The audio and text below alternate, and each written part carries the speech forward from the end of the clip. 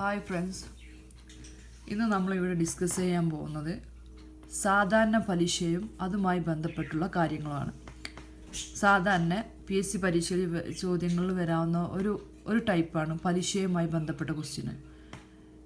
രണ്ട് തരത്തിലുള്ള പലിശയുണ്ട്. ഒന്ന് സാധാരണ പലിശയും സിമ്പിൾ ഇൻട്രസ്റ്റ് എന്നും പറയും. രണ്ടാമത്തെ കൂട്ടുപലിശ, കോമ്പൗണ്ട് ഇൻട്രസ്റ്റ് എന്നും നമ്മൾ പറയും. ഇന്ന് നമുക്ക് എന്താണ് സിമ്പിൾ ഇൻട്രസ്റ്റ്, അതുമായി ബന്ധപ്പെട്ട് കണക്ക് നോക്കാം. എങ്ങനെയാണ് അത് എളുപ്പത്തിൽ നമുക്ക് മനസ്സിലാക്കാൻ പറ്റുക എന്നുള്ളതാണ് ഇന്ന് ഇവിടെ ഡിസ്കസ് ചെയ്യാമെന്ന്. ഓക്കെ, സാധാരണ പലിശ I = PNR / 100. ഇതാണ് ഇക്വേഷൻ. സാധാരണ പലിശ I = PNR / 100. എന്താണ് പി എന്ന് പറഞ്ഞാൽ മുതൽ മുടക്ക്, നമ്മളില്ലേ മുതൽ മുടക്ക്, ഇതാണ് പി, മുതൽ മുടക്ക്. N = വർഷം, ഇത്ര കാലയളവിൽ എന്നുള്ളതാണ് വർഷം. R = പലിശ നിരക്ക്, I = പലിശ. ഇതാണ് അതിൻ്റെ ഓരോന്നിൻ്റെയും എന്താണ് ഇത് ഡിനോട്ട് ചെയ്യുന്നതാണ് പറഞ്ഞത്. പി എന്ന് പറഞ്ഞാൽ മുതൽ മുടക്ക്, N എന്ന് പറഞ്ഞാൽ വർഷം, R എന്ന് പറഞ്ഞാൽ പലിശ നിരക്ക്, I = പലിശ. ഇതാണുള്ളത്. നമുക്കൊരു എക്സാമ്പിൾ നോക്കാം.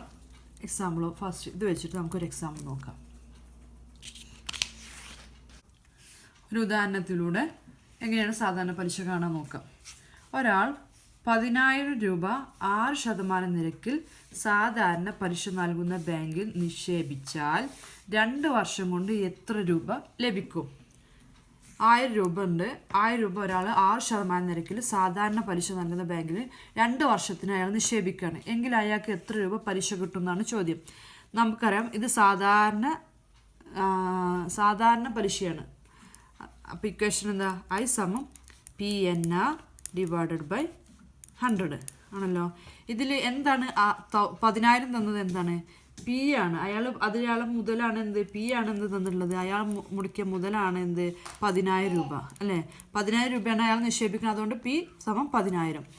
6% എന്നുള്ളത് എന്താ? അതിൻ്റെ പലിശ നിരക്കാണ്. അപ്പോൾ 6% എന്നുള്ളത് അതിൻ്റെ പലിശ നിരക്ക് എന്ന് പറഞ്ഞാൽ 6 6% എന്ന് പറയുന്നത്. അതേപോലെ എത്ര വർഷം എന്നാണ് പറഞ്ഞിട്ടുണ്ട്? അപ്പം N = 2 വർഷം എന്നും തന്നിട്ടുണ്ട്. ഇത് വെച്ചിട്ട് നമുക്ക് ശരിക്കും കാണാമല്ലോ.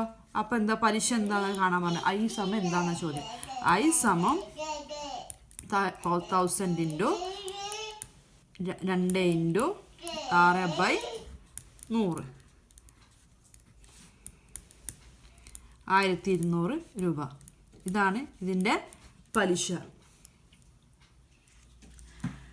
സാധാരണ ഒരു വർഷത്തേക്കായിട്ടാണ് നമ്മൾ എന്ത് കണക്കാക്കുക? പലിശ കണക്കാക്കുക. ഇനി ചില ക്വസ്റ്റ്യനിൽ വർഷത്തിന് പകരം മാസങ്ങൾ തന്നിട്ടുണ്ടായിരിക്കും, അല്ലെങ്കിൽ ഇത്ര ദിവസം എന്ന് തന്നിട്ടുണ്ടായിരിക്കും. അങ്ങനെ ആകുമ്പോൾ നമ്മൾ എന്ത് ചെയ്യുക? നമുക്കറിയാം ഒരു വർഷം എന്ന് പറഞ്ഞാൽ എന്താ?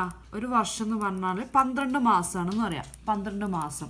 അതേപോലെ തന്നെ അതേപോലെ ഒരു വർഷം എന്ന് പറഞ്ഞാൽ എന്തുണ്ട്? 365 ദിവസവും ഉണ്ടല്ലോ, ദിവസവും ഇങ്ങനെയുണ്ട്. ഇങ്ങനത്തെ നമുക്കറിയാം. ഇനി നോക്കുക, നമുക്ക് എന്നിന് പകരം വർഷത്തിന് പകരം ഇത്ര മാസം തന്നിട്ടുണ്ട് എങ്കിൽ നമ്മൾ എന്ത് ചെയ്യണം? എന്നിൻ്റെ സ്ഥാനത്ത് ഈ ഇക്വേഷനിൽ N = എന്താണ്? മാസമാണ് തന്നിട്ടുള്ളത് എങ്കിൽ, മാസക്കണക്കിലാണ് തന്നതെങ്കിൽ മാസക്കണക്കിൽ വന്നാൽ എന്നിൻ്റെ സ്ഥാനത്ത് എന്ത് കൊടുക്കണം? എന്നിൻ്റെ സ്ഥാനത്ത്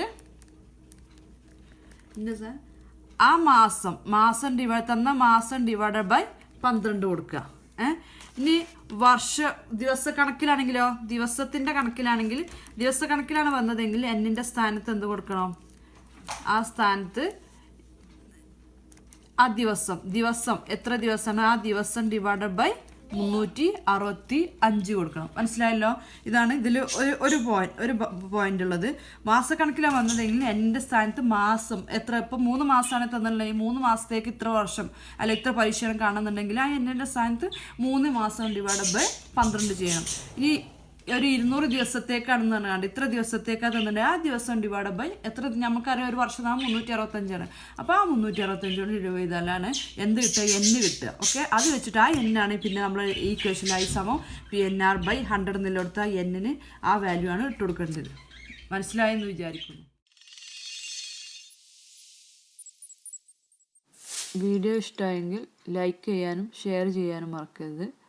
കൂടുതൽ വീഡിയോകൾക്ക് വേണ്ടി ഈ ചാനൽ സബ്സ്ക്രൈബ് ചെയ്യുക. Thank you.